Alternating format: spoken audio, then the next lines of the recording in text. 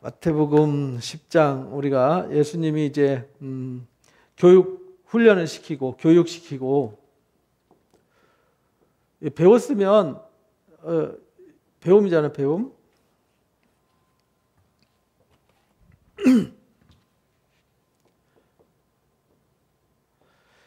배운 것이 이게 이제 삶이 돼야 되잖아요. 삶으로 드러나야 이게 교육이 효과가 있는 것이죠. 그래서 배웠으면 그래서 현장으로 가서 보여줬고, 그리고는 이제 주님 없이, 주님이 안 가고 제자들만 보내는 거죠. 제자들 보내면서 교육이 이제 항상 예수님은 도제식 교육을 하셨거든요. 도제식 교육.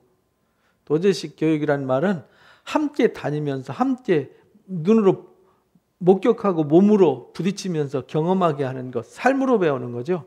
이게 삶으로 배우는 거를 도제식 교육이라고 그래요.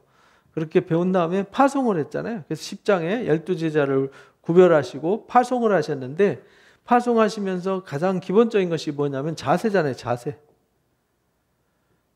내가 어디 가려면은 내가 어떻게 갖추고 어떤 마음의 자세로 가느냐 하는 건데, 예수님은 제일 먼저 파송할 때 가야 될 목적지가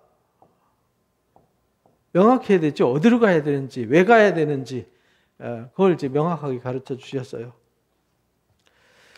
이스라엘의 집에 사마리아인의 집이나 뭐 이방인의 집으로 가지 말고 목적지를 어디 주었냐면 이스라엘의 길 잃어버린 양에게로 가라 라고 가르쳐 주셨어요. 9장에 이제 추수할 것은 많되 이 목자 없는 양처럼 다 지금 흩어져서 고난당하고 있잖아요. 그들한테 보내신 거죠. 말씀드린 대로 아직 이방 세계로 복음이 열려지지 않은 상태였기 때문에 그래요. 지금은 이제 예수님이 제자 훈련 중이니까. 그리고 가서 목적이 뭐냐면 목적지 가르쳐주고, 목적이 천국 복음을 전파하는 거였다. 그리고 가서 병든 자 고쳐주고, 나병한 자 치유해주고, 귀신 쫓아내고, 거저받았으니 거저줘라. 자세는 거저받았으니 값없이 줘라. 값없이. 그래서 전대나 은금, 돈 가지지 말란 말은 어떤 다른 목적 가지지 마라. 목적은 오직 목적지를 향해서 가되, 목적은 천국 복음이다. 천국 복음. 이 천국 복음을 전하되 다른 거는 다른 목적은 없다. 고쳤다고 해서 뭐 했다고 해서 뭘 대가를 바라지 마라. 이걸 이제 가르쳐 주셨어요. 그리고 평안을 두보로 갖지도 마라. 그 말은 내가 내 업적이나 내 뜻이나 내 어떤 뭐를 이루고 세우려고 하는데 목적을 두지 마라는 거예요. 그건 하나님 제자도에 합당치 않다. 예수님이 파송하는 제자의 삶에 합당치 않다. 이 제자의 삶을. 그래서 오늘날도 똑같죠. 근데 예수님이 처음 제자들 파송해서 지중해변에 막 복음이 전해질 때는 정말 그 가진 거 없이 오라는 데 없어도 갈 데가 많아가지고 열심히 복음을 전하고 그랬어요. 우리나라도 그랬죠. 근데 이게 교회가 사람들이 많이 모여지고 세력이 형성되어지고 부와 권력이 들어오면 부패하게 돼 있어요. 그래서 기독교 역사를 보면 이렇게 롤러코스터를 탑니다. 막 환난과 역경 속에서 복음을 전할 때 막 올라가요. 그랬다가 이제 어느 정도 딱 자리 잡으면요, 이제 배에 기름 좀 끼고 이제 등 좀 따뜻해지면은 이제 사람이 하나님을 의지하지 않고 자기 실력과 자기 능력과 자기 뜻을 이루려고 하는 교만한 마음이 생겨요. 그럼 그때 하나님이 놔둬요. 그러면은 바닥을 쳐요. 바닥을 치면 그때 회개하면은 다시 올라가요. 또 하나님이 채워주시면은 교만해져서 또 내려가요. 이게 계속 성경 역사와 기독교 역사에 계속 오르락내리락 하는 거거든요. 지금 한국 교회가 지금 막 올라갔다냐, 날개 없는 새가 추락하듯이 추락하는 지금 시기에 와 있는데요. 결국은 제자도에 합당치 않기 때문에 그렇습니다. 예수님이 가르쳐 주신 10장에 있는 제자도하고는 아무 상관없이 요즘 교회들이 그렇게 되어가고 있어요. 그래서 그것을 금했죠. 그리고 어디 가든지 평안을 빌어줘라. 평안을 빌어줘라. 그리고 가서 뭐라 말할지 걱정하지 마라. 말씀하시는 이는 성령이다라고 가르쳐 주셨어요. 그리고 이제 오늘 우리가 나눠야 될 말씀이 21절에 보니까 장차 형제를 아버지가 자식을 죽는데 내어주며 자식들이 부모를 대적하여 죽게 할 거다. 또 너희가 내 이름으로 말미암아 모든 사람에게 미움받을 거다. 끝까지 견디는 자가 구원을 받는다. 그래서 이 파송받아서 갈 때 자세를 준비하고 가서 목적지와 목적을 가지고 가되 정말 낮은 자세로 겸손한 자세로 빈 자세로 가서 사역을 해라. 그런데 가서 하다 보면 많은 핍박도 있고 환난도 있을 것이다. 그래서 1세기 당시에 사도 바울이 핍박을 엄청 받았잖아요. 근데 누구한테 받았냐면 가족들한테 핍박을 받았어요. 유대인들한테. 회당에서 쫓겨나잖아요. 로마로 압송되기 전에 가이사랴 항구에 도착했다가 예루살렘으로 올라가서 거기서 사람들이 막 집단 폭행해서 천부장 루시아가 간신히 건져냈잖아요. 그래가지고 시민권 때문에 살아가지고 계속 재판대에 끌려갔다 나왔다 하면서 고난을 당하죠. 그게 누가 그랬느냐? 가족들이 그랬어요. 형제들이. 그래서 장차 너희 형제가 형제를 아비가 자식을 죽는 데 내어줄 거다. 결국은 유대인들이 기독교인들을 박해하고 핍박했죠. 예수님을 누가 죽였느냐? 결국은 형제들이 못 박은 거잖아요. 유대인들이 십자가에 못 박은 거죠.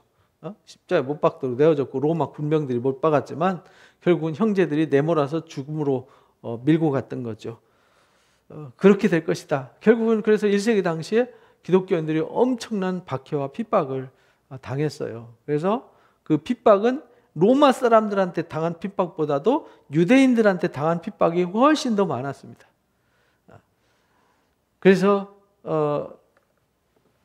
예수님이 미리 말씀하신 거예요. 왜냐하면 예수님 오셔서 복음을 이제 완성하시고 올라가시고 성령 받아가지고 제자들이 나가서 복음을 전할 때에는 유대인들이 전하는 유대교와 예수님을 통해서 사도들이 전하는 이 복음과 이 괴리감이 있었어요. 왜냐하면 유대인들은 율법과 성전, 제사 이게 전부였거든요. 유대인들은 항상 율법, 성전,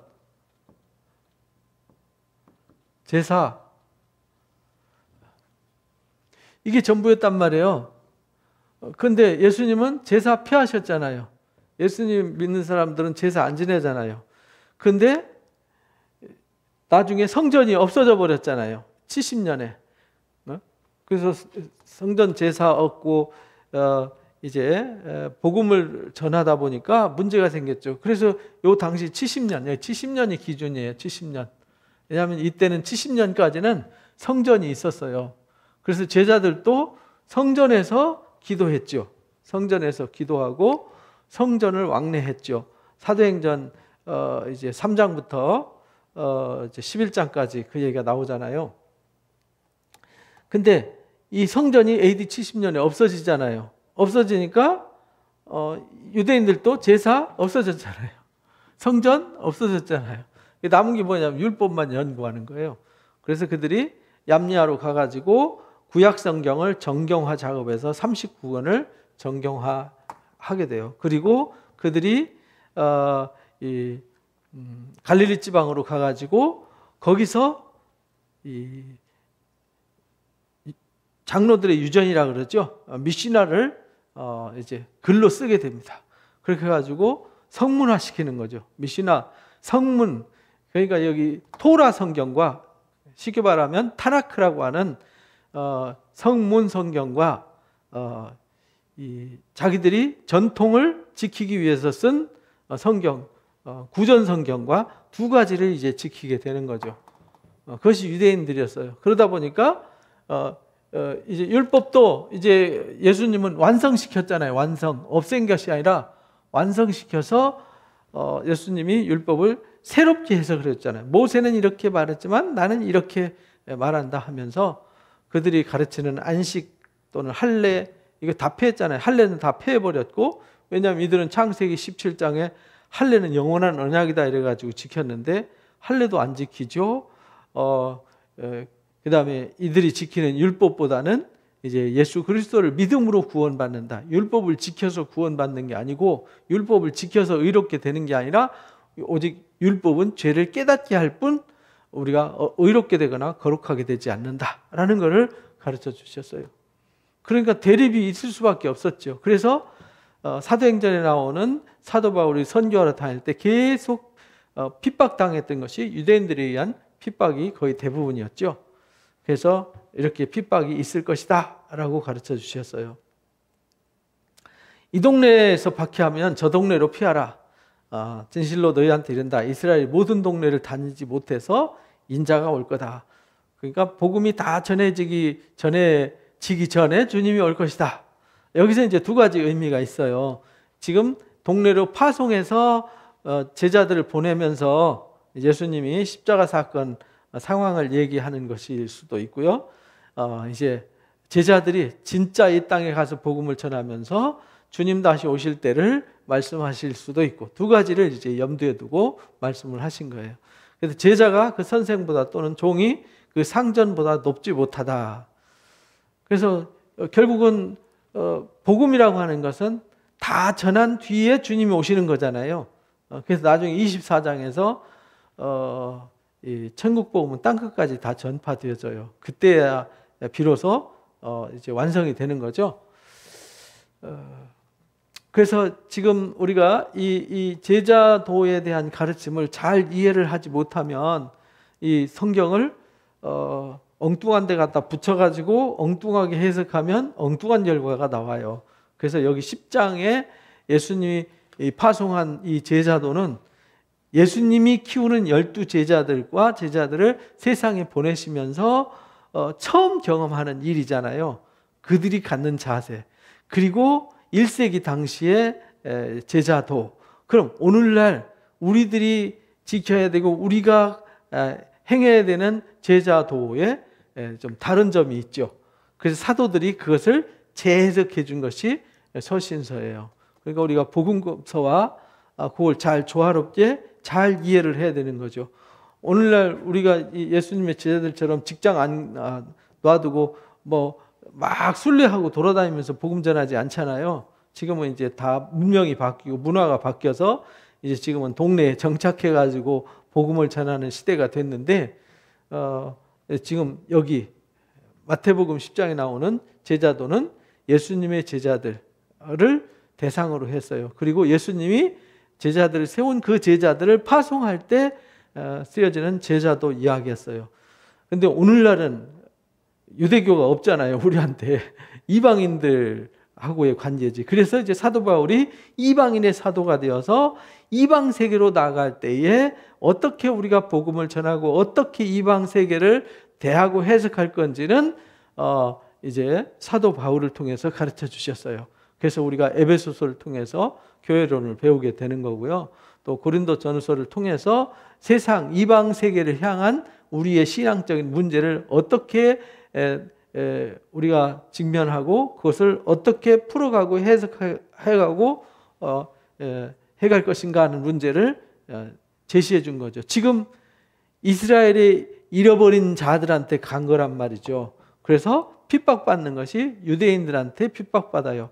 우리가 구약 성경과 신약 성경 요 중간에 신구약이 혼재되는 시대, 마치 바닷물과 민물이 교차하는 지역이 있잖아요. 그럼 이게 바닷물일까요? 민물일까요? 좀 애매하잖아요. 그래서 그 바닷물도 민물도 아닌 그 중간지가 어디냐면 70년이란 말이에요. 70년. 예수님이 AD 30년에 부활 승천하셨잖아요. 연대기가 이제 6세기에 잘못 기록되는 바람에 8세기부터 30년으로 쳐요. 그래서 원래는 34년인데요. 30년 여기 30년부터 70년까지니까 약 한 40년 기간이 있죠. 40년이라는 공백. 그리고 나서 85년에 이 성전이 파괴되잖아요. 성전이 파괴된 후에 유대인들이 얌리아로 가서 율법 공동체를 만들어요. 그리고 거기서 85년에 나사렛 사람들을 나사렛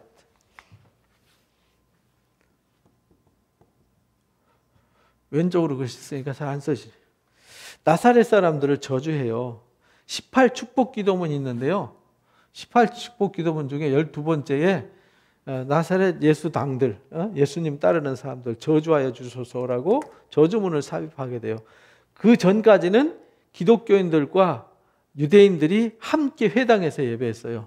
여기 요 기간에는 성전도 같이, 성전에도 사도 3장에도 보면은, 사도행전 3장에 보면은 성전을 하루에 3번 왕래하면서 복음을 전했잖아요. 성전 솔로몬 행각에서 베드로가 설교하고, 그죠?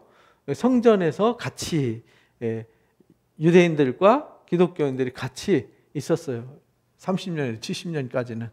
그리고 회당에서 같이 예배했어요. 그래서 사도 바울이 선교할 때 AD 48년부터 사도 바울이 선교할 때까지가 64년까지잖아요. 64년까지 70년 성전 무너지기 전까지죠. 그때까지는 바울이 그래서 선교하러 갈 때 다 회당을 찾아가서 회당에서 선교를 했던 거예요. 그래서 그런 유대교와 기독교가 좀 혼재되어 있는 상황이죠. 근데 여기서 완전히 결별되는 거예요. 성전 파괴되고 유대교와 기독교가 동서로 갈라지죠. 기독교는 동쪽으로 이제 유대교인들은 서쪽 지중해 쪽으로 가면서 이제 갈라지기 시작해요. 그래서 완전히 법적으로 갈라진 거예요. 회당에서 예배하면서 내가 나를 저주할 수는 없잖아요. 하나님 우리 기독교인을 저주하여 주소서 이렇게 기도할 수는 없잖아요. 그래서 이때부터는 회당 예배가 없어져요. 기독교인들은 회당 예배가 없어집니다. 영원히. 이때부터 회당 예배가 없어져요. 80년도부터. 그래서 우리가 배우는 요한복음, 요한 1, 2, 3서, 요한계시록 나오는 그때는 회당 예배가 완전히 없어지고 그냥 공동체, 이걸 이제 교회라고 그랬죠. 에클레시아. 공동체 예배가 이제 뿌리를 내리게 된 것이죠. 그래서 지금 여기 제자도 이야기는 아직 지금 요 때란 말이에요. 요 전이죠. 여기 30년 전 예수님이 부활 승천하시기 전이니까 요 시기와 요 이후 바로 시기, 요 시대의 상황이란 말이에요. 그래서 이 동네 저 동네 박해받으면은 이제 피해 다니라고 한 말씀도 그렇고 형제들이 핍박할 거라는 얘기도 그런 얘기입니다. 제자가 그 상전보다 선생보다 종이 그 상전보다 높지 못하다, 당연한 거죠. 근데 제자가 선생 같고 종이 상전 같으면 족하도다. 그 말은 우리가 예수님의 인격과 성품을 초월할 수는 없잖아요. 예수님을 초월할 수는 없어요. 그래서 사도 바울이 에베소서 4장에서 그리스도에게까지 자라야 된다 이렇게 말해요. 우리의 목표는 그리스도에게까지 자라야 되는데 주님 다시 오실 때까지 우리는 예수님에게까지 못 자라요. 거기까지 자라도록 노력할 뿐이죠. 우리는 예수님을 완전히 100% 닮지는 못해요. 예수님을 닮아가도록, 예수님에게까지 자라가도록 우리가 애쓰는 과정 중에 있는 것이죠. 그래서 우리가 예수님에게까지 자라야 된다. 집 주인을 바알세불이라고 몰아붙였잖아요. 예수님을 유대인들은 귀신의 왕 바알세불이라고 몰아세워가지고 죽이려고 그랬잖아요. 하물며 그 집 사람들이겠느냐? 집 주인을 바알세불로 몰아서 야단쳤으면 그 집에서 사는 사람들은 마찬가지로 취급하게 된다는 거죠. 그런즉 그렇게 귀신의 왕 바알세불과 바알세불의 제자라고 무시하더라도 두려워하지 말아라 이렇게 말해 주셨어요. 그래서 제자들이 이제 세상으로 파송받아서 값없이 가서 복음을 전하는데 핍박이 있을 것이다. 미움을 받을 것이다. 이걸 이제 미리 말씀해 주시는 거죠. 그러니까 기독교는 처음부터 예스가 없어요. 처음부터 노로 시작해요.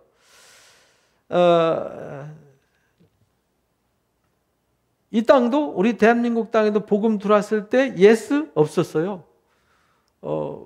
천주교는 엄청난 박해까지 당했죠. 제사 문제 때문에. 그리고 이제 프랑스 선교사들하고 이제 잘못 연결이 돼가지고 프랑스 사람들을 군대를 끌어들여가지고 이 나라를 그냥 멸절시켜 버리려고 했다가 들키는 바람에 혼쭐 났었죠. 백서 사건으로. 그래서 이제 핍박을 많이 받게 됐는데, 기독교도 토마스 선교사가 와서 대동강에서 제너럴 쇼머노 사건 때 최초로 순교를 당하잖아요. 그런데 기독교는 아주 공교롭게도 일본의 그 압제 속에서, 일본과 청나라 사이의 틈바구니 속에서 옴싹달싹 못하고 있을 때, 나라가 힘이 없어서 기댈 데가 없을 때 그때 선교사들이 들어왔어요. 그 선교사들이 왕의 친구가 되어주고 이웃이 되어주고, 그래서 그들의 조언자가 되어주고 울타리가 되어주고 하면서 어쨌든 복음을 편하게 전할 수 있는 계기가 마련됐었죠. 그러면서도 이 복음을 전하는 데마다 핍박받고 미움은 받았어요. 미움은 받았는데, 그래도 사람들이 도저히 믿을 것 같지 않고 도저히 받아들일 것 같지 않던 사람들이 핍박과 미움 속에서도 복음을 받아들여서 오늘 우리가 있는 것이죠. 그러니까 두려워하지 말아라. 감추인 것이 드러나지 않은 것이 없다. 왜냐하면 예수님이 빛이시잖아요. 진리가 복음이 빛이잖아요. 이 감춘 것이 드러나지 않는 게 없어요. 다 드러나게 돼 있어요. 숨은 것이 알려지지 않을 것이 없느니라. 결국은 예수님이 누군지 그 당시 1세기 당시에는 논란이 많았죠. 그래서 이 혼재 기간이 있는 거예요. 혼란 기간이. 근데 나중에 그분이 하나님의 아들, 독생하신 하나님이셨구나 라는 사실을 이후에 알게 되는 거죠. 당시에는 잘 몰랐어요. 그래서 다 드러나게 되는 거죠. 진리라면 다 드러나게 되는 거예요. 그러니까 우리가 진짜 진리의 사람들이냐 아니냐는요, 나중에 다 드러나요. 환난을 통해서요, 알곡이냐 가라지냐 다 드러나는 거예요. 지금 이제 한번 까불러 보면요, 알곡은 안으로 들어오고 쭉정이는 날아가는 거예요. 그래서 환난 시기에 코로나를 통해서 정말 하나님을 신뢰하고 의지하는 사람과 아이고 아니네 하고 떠나는 사람들이 이제 구별이 되는 것이죠. 그런즉 그를 두려워하지 마라 이렇게 가르쳐 주셨어요. 너희가 어두운 데서 이르는 것을 광명한 데서 말하게 될 거다. 그렇게 핍박받고 환난 받으면서 이 카타콤에 숨어서까지 복음을 전했잖아요. 1세기 당시에. 2세기에도 그랬고요. 3세기 말 4세기부터죠. 4세기 초에 이제 313년에 밀라노에서 콘스탄티노스가 종교자유 칙령 발표하면서 이제 자유가 주어지게 된 것이죠. 그 전까지는요, 아주 많은 핍박들이 있었어요. 그래서 어두운 데서 숨어서 몰래 전하다가 이제 광명한 데서 이제 말하게 된 거죠. 너희 귓속말로 듣는 것을 지부에서 전파하게 될 거다. 왜냐하면 그때 당시 예수님은 초라한 갈릴리 촌사람, 마리아와 요셉의 사이에서 태어난 시골 촌동네 청년으로밖에 이해하지 못했기 때문에, 그가 십자가에 못 박혀 죽으셨다가 살아나셔서 부활하셨다라는 이 복음을 전할 때 쉽게 받아들일 사람들은 많지가 않았죠. 그래서 핍박 때문에 드러내놓고 막 하지 못했죠.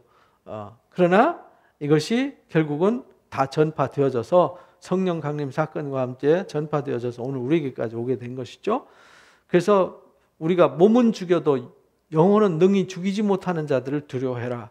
그래서 복음 전하는 사람들, 이 파송받은 사람들은 자기가 마음 자세, 나의 복음 전도자로서의 자세를 갖춰야 되고요. 환난과 핍박을 두려워하지 말아야 되고요. 그 다음에 진짜 두려워해야 되는 것은 세상 사람들이 아니라 몸은 죽여도 영혼은 능히 죽이지 못하는 자를 두려워하지 말고 오직 몸과 영혼을 지옥에 멸하실 수 있는 이를 두려워하라. 몸과 영혼을 능히 지옥에 멸하실 수 있는 분, 그분이 곧 예수 그리스도와 하나님이시잖아요. 그분을 두려워하라. 그러니까 우리가 두려워할 자를 두려워해야 되는데, 사람이 겁주고 사람이 막 겁박하면 우리는 무서워하잖아요. 사실은 다 지나가는 거고요. 아무것도 아니에요. 사람이 나를 어떻게 할 수가 없어요. 그러나 우리 영혼까지는 죽일 수가 없잖아요. 그래서 우리는 영혼까지도 몸과 영혼을 이렇게 말했잖아요. 몸을 누가 때려서 몸을 아프게 할 수는 있지만은 우리 영혼은 파괴할 수 없잖아요. 우리를 사자굴에 집어넣을 수 있고 풀무불에 매달을 수 있지만은 영혼은 뺏어가지는 못하는 거죠. 그래서 육신으로 핍박하는 자들 두려워하지 말고 우리가 두려워할 자들은 하나님이라는 것을 이제 명확하게 가르쳐 주셨어요. 그래서 교회가 두려워하는 것은 세상이 아니에요.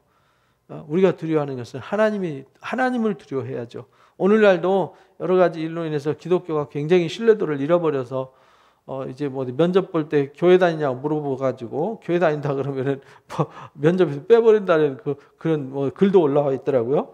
그래서 이제 어쩌다가 그렇게 됐는지 모르겠는데 옛날에 교회 다닌다 그러면 우선순위에 제일 먼저 우선순위에 두고 이 사람은 착한 사람 이렇게 인식했는데 요즘은 못된 사람 이렇게 변질돼 버렸어요. 그건요 우리가 잘못해서 그런 거지 그거는 복음이 잘못된 것은 아니잖아요. 그래서 하나님을 두려워해야 되는데 요즘 사람들은 하나님보다 사람을 더 두려워해요. 1세기 당시도 그랬어요. 그래서 핍박 두려워하지 마라 이렇게 가르쳐 주셨습니다. 참새 2마리가 한 앗서른에 팔리지 않느냐. 그러나 너희 아버지께서 허락지 아니하시면 그 하나도 땅에 떨어지지 않는다. 참새 1마리 잡아서 파는 것도요. 이거 하나님 허락 없이는 안 된대요. 저는 이 말이 참 이해가 안 됐어요. 아니 새 잡는 거 뭐 개구리 하나 잡는 것까지 하나님이 간섭하시냐? 이렇게 말했는데요. 제가 어느 날 책을 보고 깜짝 놀랐어요. 우리가 숨 쉬는 게 산소 21점 몇 %, 약 21%의 산소 농도를 꾸준하게 유지해서 우리가 숨 쉬잖아요. 산소가 여기 3, 4%만 떨어지면요. 우리가 고산병으로요. 우리가 생명을 잃을 수 있어요. 근데 산소가 여기서 3, 4%만 더 올라가면요. 지구가 불바다가 될 수가 있어요. 근데 일정하게 산소가 유지되는 게 알고 보니까 이 생태계가 조화가 이루어져 가지고요. 이 이산화탄소를 흡입하고 산소를 내놓는 이게 골고루 유지되니까 그렇더라고요. 그런데 그 속에서 그 풀뿌리 밑에서 나무 밑에서 이 잎사귀 속에서 나무와 나무, 새와 새, 뭐 모든 생태계 속에서 말할 수 없는 막 어떤 일들이 막 이루어지고 있는데 그게 균형을 딱 잡아서 우리한테 이렇게 산소를 공급하고 우리가 살아가는 환경을 만들어준다는 거예요. 우리가 양식을 먹고 우리가 농사 지으면은 열매를 먹을 수 있게 하고 뭐 뿌리를 캐먹고 줄기를 따먹고 하는 이 모든 것이 생태계가 진짜 굼벵이 하나 둥그러 댕기는 거 풀뿌리 속에 박테리아 하나 생성하는 것까지 다 하나님이 간섭하신다는 거예요. 왜냐하면 그것이 하나하나가 깨져버리면 생태계가 파괴되면 지구는 멸망하는 거예요. 그래서 참새 2마리가 하나 손에 팔려가는 것이 이게 이제 하나님의 간섭하심이 있다는 거예요. 그러니까 우리가 살아가는데 하물며 우리 택하신 하나님의 자녀들이 살아가는 삶을 하나님이 간섭하시지 않겠느냐 이 말이에요. 근데 우리는 그런 하나님을 두려워해야 되는데요. 그냥 하나님은 저기서 따로 일하시고 나는 따로 일하고 저 사람은 저기서 따로 일하고 각자 따로로 생각하잖아요. 아니에요. 우주는 하나예요. 하나가 이 태양계가 하나가 도는 것 같지만 태양계와 또 다른 은하계와 또 다른 행성계가 같이 움직일 때요. 같은 에너지와 같은 힘을 의존하면서 돌아가는 거예요. 그냥 어떤 거 하나만 돌아가는 게 아닙니다. 하나님 그렇게 만드셨어요. 뭐든지 그렇잖아요. 제가 서 있는 것도 그냥 서 있는 게 아니에요. 중력이 일정하게 작용을 해야 제가 이렇게 서 있는 거지. 오른쪽 다리에 중력이 강하고 왼쪽 다리에 중력이 약하면 붕 뜬다든지 띠뚱띠뚱하고 다닌다든지 이러잖아요. 근데 중력이 일정하잖아요. 일정하기 때문에 제가 서 있는 거예요. 그리고 이 공기 압력이 일정하기 때문에 제가 서 있는 거예요. 이 압력이 달라지면요, 마치 이 압력을 제거하면 무중력 상태가 되잖아요. 그 무중력 상태, 그 우주선 탄 사람들 보면 둥둥 고온풍선 떠다니듯이 하지 않습니까? 그렇게 되는 거거든요. 그러니까 우리가 이 공기 하나, 내가 이 땅을 밟고 서 있는 중력 에너지 하나까지도 하나님 간섭하신 하나님이라는 걸 잃어버리면 안 됩니다. 그러니까 하나님 은혜 없이는 우리는 살 수 없는 존재예요. 그런데 그런 하나님은 두려워하지 않고 매 한 대 때리고 욕 한마디 하는 사람 무서워서 벌벌 떨잖아요. 그렇게 하지 말라는 겁니다. 제자들은 그러면 안 된다. 우리가 목적이 분명하고 우리가 해야 할 일이 분명하기 때문에 우리는 두려워할 것은 하나님이지 사람이 아니다. 우리 머리털까지도 다 세신 바가 되었다. 그러면 하나님은 머리털까지 뭐 하려 세냐?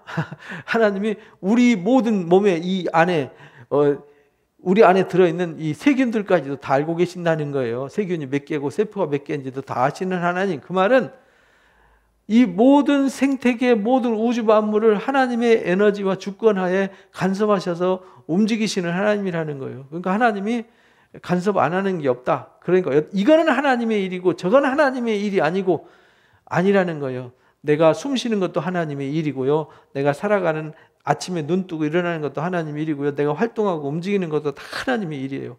왜? 하나님의 그 일하심에 의해서 내가 오늘 살아가고 있으니까. 두려워하지 말라. 너희는 참새보다 귀하지 않냐. 그렇다고 해서 너무 두려워서 떨고 하나님 앞에 달달달 떨고만 있지 말아라 이 말이에요. 우리는 참새보다 귀한 존재라는 것을 잊지 말아라. 참새 한 마리 팔려가는 것도 하나님이 간섭하신다. 그러니까 우리가 이 세상의 모든 일들은 벌레 한 마리 움직이는 것까지 생태계 하나까지 다 하나님이 간섭하신다는 거예요. 그래야 요즘 제비들이 안 오더라고요. 잘 어렸을 때는 제비들이 참 많았는데 왜 제비가 많았냐면 잠자리가 엄청 많았어요. 가을 잠자리, 고추 잠자리 엄청 많았죠. 근데 요즘은 잠자리 없어요. 농약 줘서 그냥 다 죽어버렸는지 이제 농사를 이상하게 지어서 그런지 막 다 비닐하우스에서 짓고 다 둘러싸고 약 치고 막 이러는 바람에요. 생태계가 다 파괴되어 버렸어요. 누구든지 사람 앞에서 나를 시인하면요. 나도 하늘에 계신 너희 아버지 앞에서 그를 시인할 거다.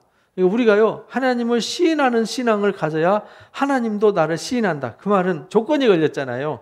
조건이 걸렸다고 조건을 따지지 말라는 말이에요. 이 사무엘상 2장에 보면 엘리 제사장을 징계하기 위해서 그러잖아요. 내가 너를 구별해서 세웠는데 구별해서 하나님의 제사를 너한테 맡겼는데 그리고 너 자손들을 축복할 거라고 축복했는데 이제 널로 끝 이렇게 말하잖아요. 왜냐하면 네가 하나님보다 네 아들을 더 존중히 여기고 하나님의 제사를 능멸하고 하나님의 성전을 능멸했어요. 그래서 나를 존중히 여기는 자를 존중히 여기고 나를 멸시하는 자를 멸시할 거다 이렇게 말씀하셨거든요. 그 말은 내가 존중히 여기는 그것에 내가 영향을 받는다는 뜻이에요. 내가 하나님을 존중히 여기면은 하나님도 나와 교통하니까 나를 존중히 여기세요. 그런데 내가 하나님을 존중히 여기지 않고 세상의 가치를 두고 세상을 존중히 여기면 하나님이 나를 존중히 여기고 싶어도 존중히 여길 수가 없고 뭐를 주고 싶어도 줄 수가 없어요. 왜? 내 마음이 여기가 있으니까. 줘도 못 받고 이것만 붙들고 매달려서 세상의 것에 종이 돼서 끌려다니는 불쌍한 존재가 된다 이 말이에요. 그래서 우리가 하나님을 시인하고 주님을 시인한다는 말은 주님의 권세와 능력, 주님의 은혜를 주님의 사랑을 인정할 때 그 은혜가 같이 내 속에서 역사해서 나를 하나님께로 이끌어가는 거거든요. 그래서 나를 주님을 시인하는 자가 하나님도 그 앞에서 우리를 시인하게 된다. 내 아버지 앞에서 주님도 우리를 시인할 것이다. 누구든지 사람 앞에서 나를 부인하면 나도 하늘에 계신 아버지 앞에서 그를 부인할 거다. 안다고 할 수가 없어요. 왔는데 쟤는 잘 모르겠는데요. 저하고 논 적이 없는데요. 저한테 눈길도 준 적 없고 제 손을 내밀어도 한 번도 잡은 적 없어요. 이렇게 말하는 거죠. 왜? 실제 그랬으니까. 하나님 앞에 섰을 때조차도 주님이 내민 손을 못 잡고 있으니까. 그래서 우리가 범사에 매일 주님을 인정하고 주님을 시인하는 삶을 살아야 주님이 나와 일하시는 거예요. 나와 동행하시는 거죠. 나를 붙드실 수 있는 거죠. 나를 통해서 일하실 수 있는 거죠. 그래서 매일의 삶 속에서 하나님을 시인하냐 안 하냐 그걸 뭘로 증명하냐 내가 말씀과 기도와 예배로 증명하는 거예요. 그래서 우리 삶을 하나님 앞에 제사로 드려라. 산 제물로 우리 자신을 드려라. 로마서 12장 1절에 그렇게 가르쳐 주신 거예요. 그것이 진짜 참된 영적 예배다. 내가 세상에서 화평을 주러 온 게 아니다. 예수님은 이 세상에 화평 주러 온 게 아니라는 거예요. 그 말은 무슨 말이냐면 이 어둠의 세상에 오셨잖아요. 사탄이가 활동하는 어둠의 세상에 주님이 오셨기 때문에 이 세상에 오면서 빛과 어둠이 갈라지잖아요. 그러니까 뭐가 생기냐면 갈등이 생겼어요. 그래서 화평을 주러 온 게 아니다. 화평이 아니라 검을 주러 왔다. 이렇게 말해요. 검을 주러 왔다. 예수님은 이 땅에 뭐 하러 오시냐면 전쟁하러 오셨어요. 그래서 계시록 19장에 보면은 백마탄자가 나오잖아요. 예수님이 백마탄자가 돼서 나가서 싸워 이기잖아요. 우리도 그 뒤 따르면서 백마 타고 함께 싸워 이기게 되는 거죠. 그래서 우리가 이 땅에서 예수를 믿는 순간부터 무슨 일이 생기냐면 영적 전쟁이 일어나는 거예요. 영적 전쟁이 일어나기 때문에 화평은 없어요. 세상이 주는 화평이 없다는 뜻이에요. 하나님과는 화평해지지만 세상과는 화평하지 않아요. 어차피 세상은 하나님 싫어해요. 이렇든 저렇든 싫어해요. 하나님을 노로 시작하고 부정으로 시작해요. 그래서 우리가 복음을 전하면 받지 않아요. 듣지 않아요. 용납하지 않아요. 그걸 이상하게 생각하지 말라는 거예요. 당연한 거라는 거예요. 내가 온 것은 그 아버지와 딸이, 어머니와 며느리가 시어머니와 불화하게 하려 합니다. 불화하게 한다는 말은 그들의 복음이 들어옴으로 갈등하게 되는 거죠. 마침 유대인이 회개하고 돌아왔어요. 그럼 그 사람이 돌아가서 나 예수 믿어요. 그러면은요, 난리가 나죠. 집에서 추례시키고요. 엄청난 난리가 나죠. 마치 이슬람 사람들이 기독교로 개종했다 그러면 명예살인까지 하잖아요. 가족이 그 가족을 죽이는 거는 죄가 아니라는 거예요. 요즘은 이제 법이 바뀌어갑니다만은 얼마 전까지만 해도요. 가족이 가서 살해를 해도 정당 방위였어요. 참 이해할 수 없는 일이죠. 이런 환란이 온다는 거예요. 왜? 예수님이 오므로 어둠 속에 있는 사람들을 끌어냈는데 사람들은 왜 빛으로 가냐, 어둠으로 돌아와야지 라고 자기들이 옳다고 생각하기 때문에 이런 어떤 영적 갈등이 있게 되는 것이다. 왜? 예수님은 어둠 속에 왔기 때문에, 빛으로 오셨기 때문에 어둠은 어둠으로, 빛은 빛으로 드러나서 이제 빛과 어둠은 공존할 수 없는 것이다. 그래서 기독교는 본질적으로 핍박받는 종교다라는 것을 가르쳐 주셨어요. 그러니까 제자들은 나가서 그 일을 너무 두려워하지 마라. 당연히 있는 일이다 이 말이에요. 사람의 원수가 자기 집안 식구가 될 것이다. 예전에는 그랬어요. 예전에는 저희 아버지가 제가 예수 믿고 집에 가서 명절 때 가가지고 식사 기도하고 오늘 추석이니까 예배해야 된다고 느닷없이 성경책 꺼내놓고 예배한다고 들고 설치니까 아버지가 밥 숟가락 딱 놓고 담배 딱 피시더니 나가시더라고요. 엄청난 화가 나셔서 나가셨어요. 도대체 이 녀석 이게 뭔 짓이냐 이거죠. 우리는 대대로 전통적인 유교 집안이고 불교 집안이었는데요. 예, 그러다 보니까 집안 갈등이 생긴 거죠. 그런데 이제 아버지 전도해서 예수님 믿고 이제 하나님 나라 가셨습니다. 어머니는 교회 집사님이세요. 아버지와 어머니를 나보다 더 사랑하는 자는 내게 합당치 아니하고 아들이나 딸을 나보다 더 사랑하는 자도 내게 합당치 않다. 그래서 우리가요 이 땅에서 내 자식, 내 부모, 내 형제를 하나님보다 더 사랑하면 하나님 나라 합당치 않대요. 주님 제자가 될 자격이 없대요. 내가 주님 그래서 내가 아내를 사랑하죠. 자식을 사랑하죠. 부모님을 사랑하죠. 그러나 하나님보다 더 사랑하진 않아요. 왜?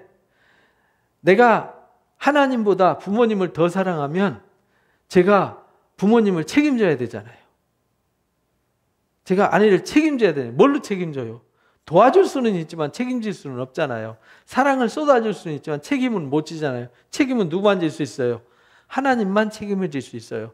그런 뜻이에요. 그래서 내가 하나님을 제일로 사랑하고 그 다음에 부모님을 사랑하고 형제를 사랑하고 가족을 사랑해야지. 그래야 하나님이 나도 형제를 사랑해서 도와주고 하나님도 함께하니까 가족을 살리고 구원할 수 있는 거죠. 근데 하나님 됐습니다 하나님 저는 가족이 중요합니다 이렇게 하면은 하나님도 떠나고 결국은 내가 다 책임져야 되는 불행한 사태가 되는 거죠. 그래서 주님 제자에 합당한 자가 되려면은 자기를 부정하는 사람이 돼야 된다. 하나님을 제일로 사랑해야 된다.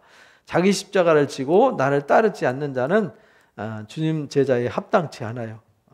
자기 십자가 지고 따라야 된다는 말은 자기가 죽어야 된다는 뜻이에요. 십자가 진다는 건 뭘 말하는 거죠? 십자가 이렇게 매달리는 걸 메고 다니는 게 십자가 지는 게 아니고요. 십자가 지면 뭐 하죠? 죽는 거예요. 십자가 진다는 말은 죽는 걸 말하는 겁니다. 십자가 지고 주님을 따른다는 말은 자기는 죽고 그리스도 안에 새로운 사람이 돼서 따라야지 과거의 옛사람으로 주님 못 따라요. 그래서 우리가 예수를 믿으면 예수님과 함께 십자가에 못 박히는 거예요. 그것이 로마서 6장에서 가르쳐줬죠. 우리가 세례받음으로 그리스도와 함께 장례 치르는 거다. 장례 치렀어요. 죽었다는 뜻이잖아요. 우리가 예수님을 따르려면요, 자기 십자가를 져야 돼요. 자기가 죽어야 되는 거죠. 십자가 진다는 건 죽음을 말하는 겁니다. 이거를 무슨 고생하고 수고하고 막 눈물 찔찔 짜면서 아이고 힘들어, 아이고 아파, 이게 십자가가 아니에요. 그건 십자가가 아닙니다. 그건 싸구려 고난이지. 아니에요. 십자가는요, 죽는 겁니다. 죽어야 주님을 따를 수 있어요. 죽는 사람만이. 옛사람은 죽고 그리스도 안에 새로 태어난 사람만 주님의 제자가 될 수 있어요. 그래서 자기 목숨을 그래서 얻는 자는 잃어요. 그러나 나를 위해서 자기 목숨을 잃는 자가 자기 십자가를 지는 자잖아요. 죽는 자는 살아요. 그래서 마지막에 제자들 보내면서 너희를 영접하는 자는 나를 영접하는 거다. 그래서 제자를 영접하면요, 주님을 영접하는 거예요. 그리고 나를 영접하는 자는 나 보내신 아버지를 영접하는 거다. 선지자의 이름으로 선지자를 영접한 자는 선지자의 상을 받고 의인의 이름으로 의인을 영접하는 자는 의인의 상을 받아요. 그래서 누구든지 제자의 이름으로, 그래서 제자의 이름으로, 예수님의 제자의 이름으로 이 작은 자 중 하나에게 냉수 한 그릇 뜨는 수고만 해도 결코 상을 잃지 않아요.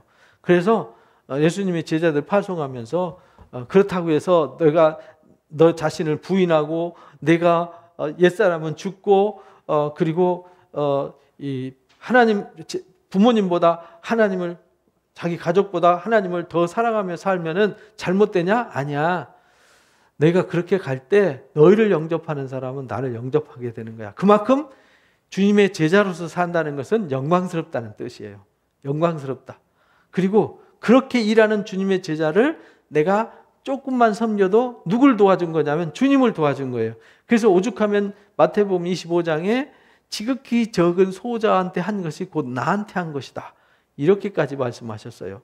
그러니까 우리가 예수님의 이름으로 일하는 사람들에게 작은 섬김, 작은 도움, 냉수 물 한 그릇 떠다 주는 것까지도 하나님을 상을 잃지 않는다. 그걸 누구를 위해서 하냐면 주님이 하실 일을 저분이 한다라는 마음으로 이렇게 하는 거죠. 그래서 여러분들이 가족 간에도 그렇잖아요.